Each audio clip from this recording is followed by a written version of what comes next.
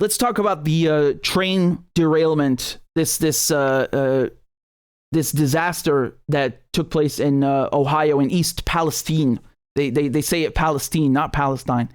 So this is a small town. I think there are about 5,000 people who live in this town. It's right on the border with Pennsylvania. Okay, and there was a train coming through, and it derailed, and it was carrying hazardous materials in some of the cars. Okay. Let me just show you the timeline here. So when it derailed, this is February 3rd, but it's gotten worse and worse over time. And what they're doing to people there is criminal. It's absolutely criminal. So February 3rd, derailment of a train comprising 3 locomotives and 150 freight cars. And subsequent fire sends plumes of smoke over East Palestine and forces the temporary evacuation of thousands of residents. Nobody's hurt. Okay, so the train derails, and immediately within the first 24 hours, they evacuate everyone who's living within a 1 mile radius. Let me just show you very quickly what they did next. Their brilliant idea after this was, okay, the train might explode, so let us blow it up, right? Let's blow up the train and all these hazardous materials and have a controlled explosion, right? And there's nothing controlled or under control about any of this at all. So on February 6th, 3 days later, crews drain and burn off an unstable toxic chemical cargo from 5 rail cars of the train. Now, let me just show you what chemicals we're talking about. So there's vinyl chloride, there's butyl acrylate, there's ethyl hexyl acrylate, and ethylene glycol monobutyl. So obviously, these are very, very unstable. You have to keep them at a very specific temperature, and especially vinyl chloride. I mean, they use this to in a plant, once it's processed, it's used, I think it becomes polyvinyl chloride. Those of you who are better at me in chemistry, please correct me if I'm wrong. And it's used in a lot of plastic products. Look at what happened. I mean, the pictures speak for themselves. This is what they did. These disastrous toxins released into the air, and they're telling people, oh, everything's fine. There's nothing to worry about. The drinking water is safe. The air is safe to breathe. That's what they've been telling people. So remember, the train derails February 3rd. February 6th, they do a so-called controlled explosion. And then on February 8th, so just 2 days after this, they're telling people, oh, it's fine. You can come back. You can come back and, you can, if you want, the EPA, the Environmental Protection Agency, will sweep your home. They're testing the air quality and the water quality, and they'll tell you if it's okay. And it's just if you want, right? Like, not, oh, this is public safety. We should mandate these goddamn, sweeps and air quality and water quality controls. No, it's just if you want it, And obviously, a lot of people have said yes, but there's something very serious here, and it's not just that, the deregulation in terms of train safety caused this accident, but it's the response. And I want to show you how safe the water is, right? Just look at this. And the air. Just look at this. So I walked up to the cage, and this is what I found. Amanda Brashears was going to feed her 5 hens and rooster this morning when she discovered them all lifeless, practically in the same position, with no signs of a predator entering their enclosure. I'm beyond upset and quite panicked because they may be just chickens, but they're family. Brashears says her chickens were alive and well yesterday. She believes the smell following the detonation of the train carrying chemicals that derailed in East Palestine is to blame for her birds' sudden death. My video camera footage shows my chickens were perfectly fine before they started this burn. And as soon as they started the burn, my chickens slowed down and they died. If it can do this to chickens in one night, imagine what it's going to do to us in 20 years. Absolutely. She is right on the money. Absolutely. Look here at the water. Look at this. Once again, would you move? As I'm going to throw another rock right here. Would you stay here? Would you drink that water? Would you be affiliated with this? Would you bathe your kids when it's bubbling up and looking like an oil slick? But apparently the water is safe. Look at this. You see the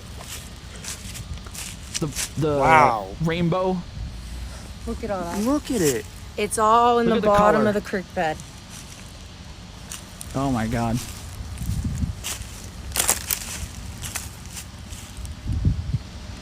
That is scary. That is scary. Now look at it.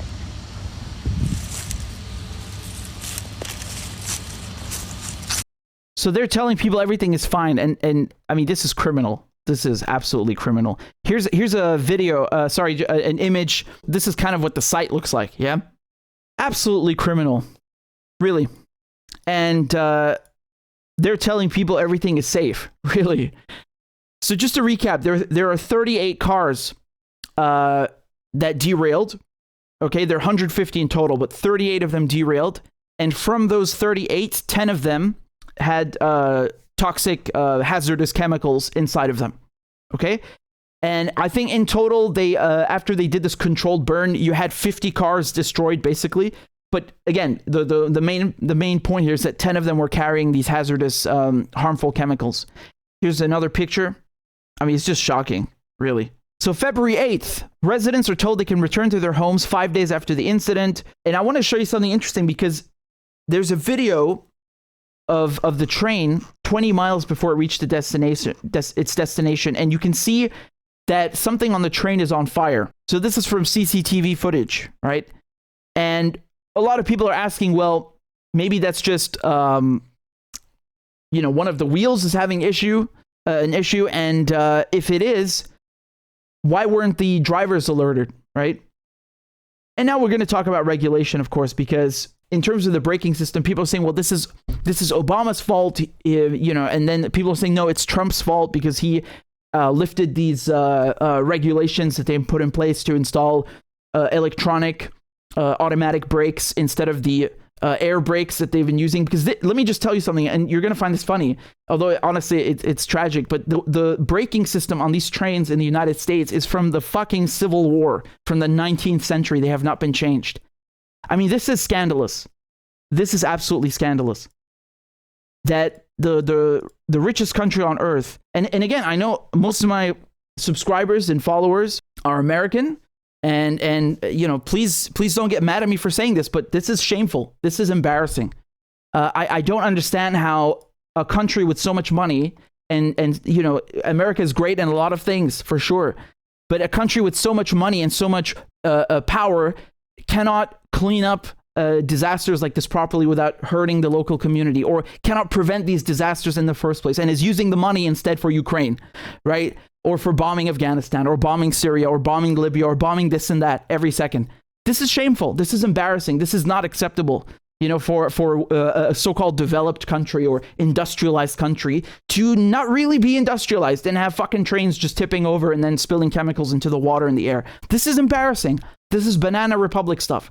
And again, please don't get hurt by what I'm saying. It's not your fault. It's the politicians, the so-called representatives who really just represent the corporations. And you have to keep something in mind, because the company that owns and operates these trains. Let me show you a picture here. You're going to enjoy this picture. Guess who that is? That's our favorite rat. It's Pete Buttigieg, right? And he's here with Alan Shaw, right? From Norfolk South Railway, who's the company that got the trains derailed. And I want to show you just how much money these people are making, because the whole thing with the train, with transportation industry is like when they were saying you have to install these automatic brakes. What is the response? What is the response from corporations every time the government says you have to put this safety mechanism into place, or you have to update these safety regulations? What do the corporations say? They say, no, it costs too much money. We can't afford it. Oh, we can't do it. And then what do? They lobby politicians in Congress or Parliament, and they get these regulations lifted or bent or put out of action. Right? It's corruption. You're a corporation and you're going to pay off politicians. You're going to bribe and buy off politicians to lift regulations so you can save money. And who pays? Because someone's going to foot the bill in the end. Someone has to pay.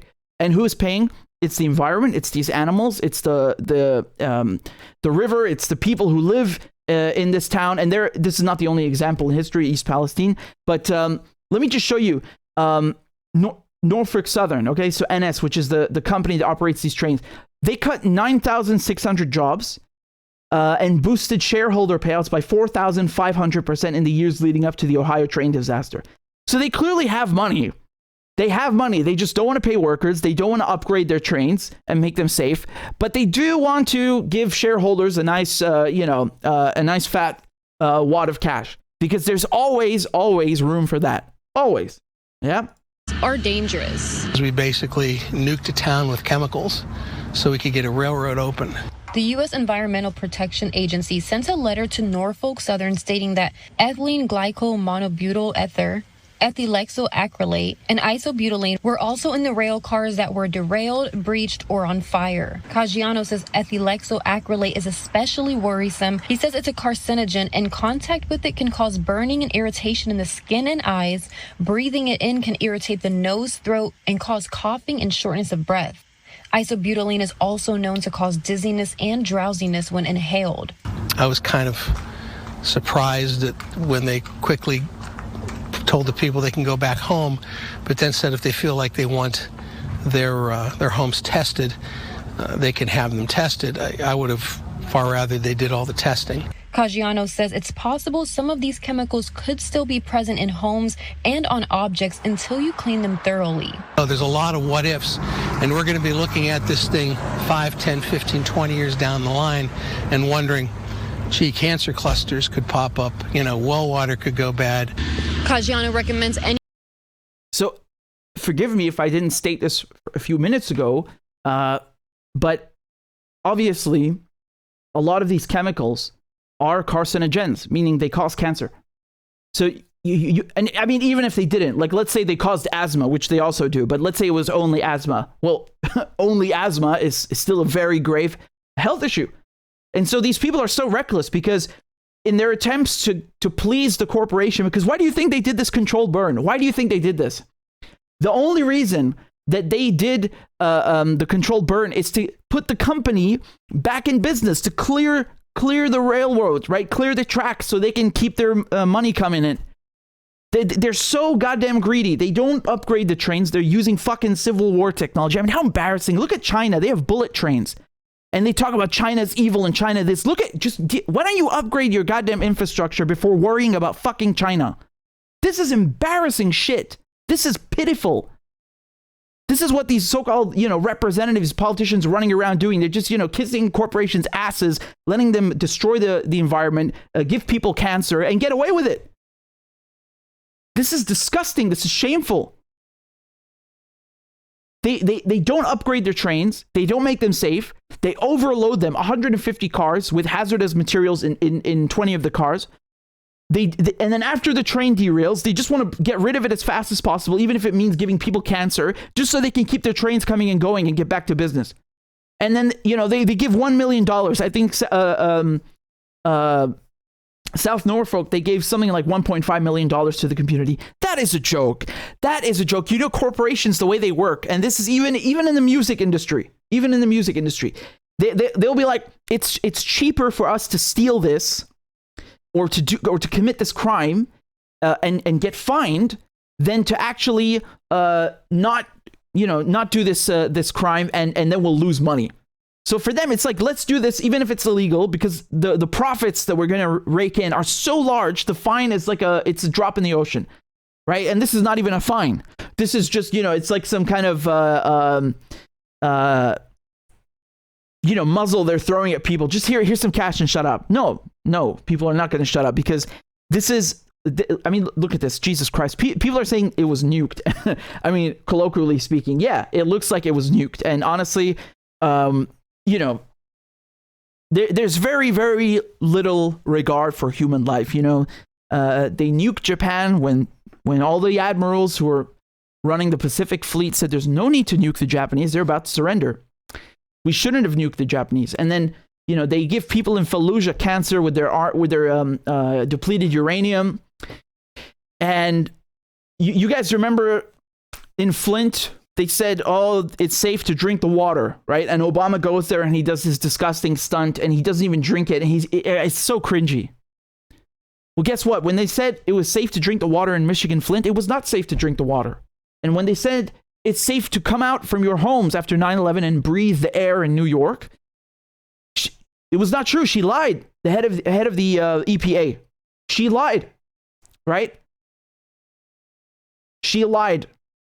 And tons of people, most of all the first responders, firefighters, police, etc., got cancer and died because of their negligence. Either they're liars or they're negligent. And I'm sorry. I mean, for this is, this is untenable. It's incorrigible. So they said it was safe to drink water in Michigan, Flint. It was not safe. They said it's safe to breathe the air in New York after 9/11. It wasn't safe. And now they're telling you it's safe to drink the water in East Palestine and it's safe to breathe the air in East Palestine. And mark my words, it is not safe. They are lying through their fucking teeth. These people, they work for corporations like Norfolk South, Pete Buttigieg, Joe Biden, all of these clans, from the Ohio governor all the way up until Biden. These people serve corporations. That's all they've done their whole lives. That's all they know. They don't care about a few people dying, right? For them, it's like, oh, it's collateral damage or whatever they tell themselves. When they do these things, they don't care. They have no respect, no regard for human life, and this is absolutely shameful in a so-called developed country. This is disgusting. It's a banana republic, really banana republic stuff. I think it's so disgusting how Biden, he has all of these billions of dollars to send to Ukraine, right? But when the Ohio governor is asking for aid from FEMA, which is the disaster response agency in the U.S., they tell him no, apparently. They told him no. What do you mean no? And other people say, well, he didn't ask for it, which was what they were saying a few days ago. So why does he have to ask for it? There's a goddamn nuke over your city. Well, your town in this case. You don't want to help out? No? You killing Russians is more important, right? Okay. That's how they think. These people are sick. They are sick. They do not care about their own countrymen. All they care about is their it's their corporate masters. That's it. And here Rand Paul posted a funny meme. And he said that it's worth a shot. And you can see here, this is Ohio's governor after Biden denied his request for disaster assistance. Just put on a Zelensky mask. Just put on a Zelensky mask, ask for the money, and Biden will give it to you. That's the solution. That's how you got to do it, okay? And here's again a video of this controlled burn. Yeah? Controlled my foot. That's really... I mean, look, some people are going to argue, well, they had to do it this way. Okay, so you evacuate everybody and you tell them the truth. You don't tell them, hey, it's safe to come back, just 3 days after you do this, when it's not safe. Sorry, you don't need a PhD in chemistry to see that shit is not drinkable. End of story. And I'm giving you factual, historical, not historical really, they're quite recent, right? 2001, and then with Flint, Michigan after that. Very recent examples, factual, accurate, true examples of the government lying and misrepresenting and corporations lying and misrepresenting the truth about an environmental disaster which could have been prevented had they allocated the proper funds and given the proper care, which is what their whole job is about. That's their only job. Their only job. Not bombing, Iraq or Syria or whatever. But no, you can't have that. You can't have that. I don't know who the hell posted this, but it made me laugh. This is some tweet I found with Mr. Obama releases a statement from his Martha's Vineyard oceanfront property that the citizens of East Palestine, Ohio need to stop complaining and return home. Things are fine. Maybe you should have drank a glass of that Palestine water, just to drive the point home. Yeah. I also saw something, it's so cringy. I'm not even sure what to make of it. It's so cringy. This is Donald Trump's son. Okay, and look at what he tweeted. One of the dumbest things I've ever seen. He says, maybe if the people of East Palestine, Ohio, pretend they're Palestinians from the Middle East, the Biden administration will actually pay some attention to them and send them aid. You want Biden to send them apartheid and some Israeli settlers? Like, what does that mean? What has Biden given the Palestinians exactly except shit? You mean Israelis? You got your whole thing confused here, Junior. You mean the Israelis? Don't tell me you forgot about your friends in Israel, all right? Your father loves them. You love them. Yeah? Jared got, getting all that money from his nice peace deal. Yeah. Have you forgotten what your father did for the Israelis, the chosen ones? How dare you? Shame on you, man. Palestinians don't get shit. I mean, in some ways, they're already being treated like Palestinians, given all of this. So, if you really mean Palestinians, he means Israelis. As if Palestinians get aid from the United States. What a fucking joke. Aid? I mean, who needs enemies with friends like that? What aid? So then, in any case, in East Palestine, in this town where they had this preventable, disgusting disaster, do you know what happened? They all of the residents, they piled into a high school gym and they had sort of a town hall meeting or something.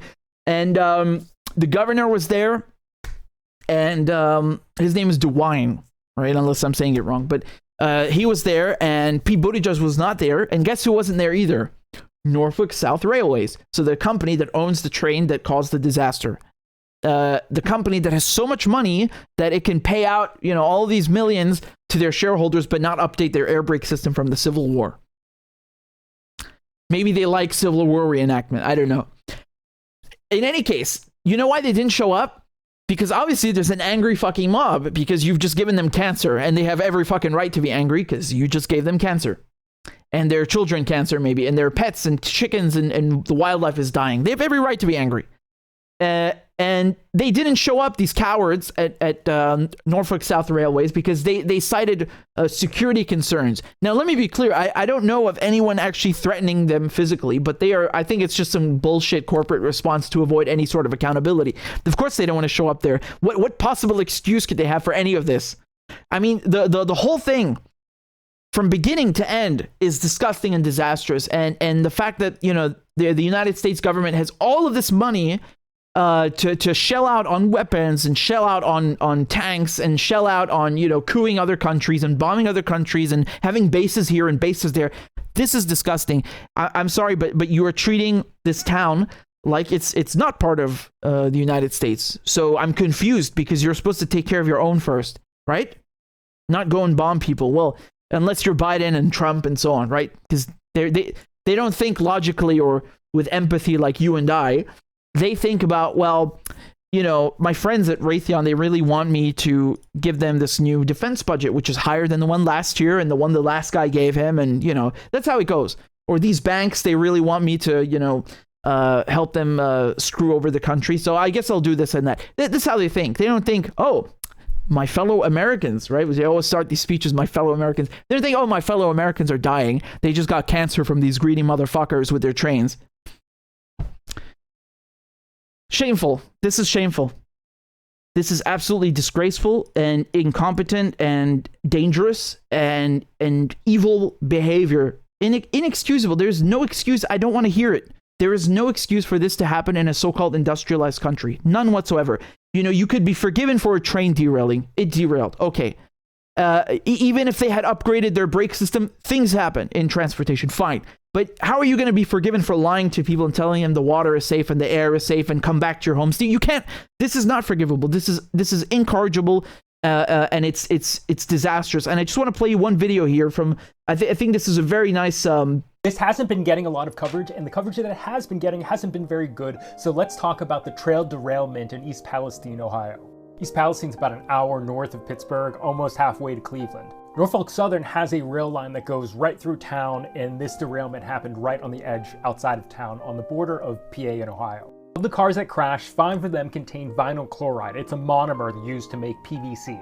The reporting on this has gotten vinyl chloride confused with polyvinyl chloride, the polymer made out of... Right, that's what I was telling you, because if you go to, I think it was... I don't know. I had a bunch of articles, but they're saying it's polyvinyl chloride. No, that's what's produced afterwards.